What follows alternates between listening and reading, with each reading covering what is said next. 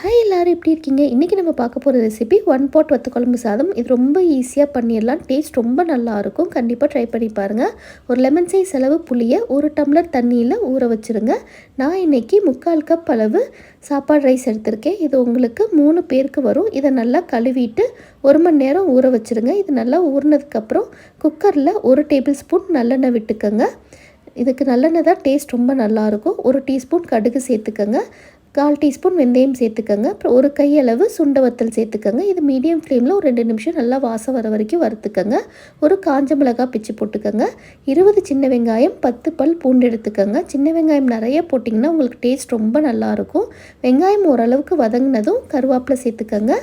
அப்புறம் காரத்துக்கு 2 டீஸ்பூன் சாம்பார் தூள் சேர்த்துக்கோங்க.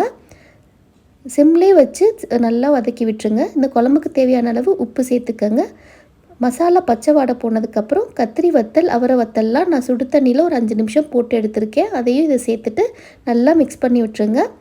கரைச்சி வச்சுருக்க புளித்தண்ணியும் சேர்த்துட்டு 3 டம்ளர் தண்ணி சேர்த்துக்கோங்க. புளித்தண்ணியோடு நம்ம 4 டம்ளர் தண்ணி சேர்க்கணும். அதான் இந்த சாப்பாட்டுக்கு கரெக்டாக இருக்கும்.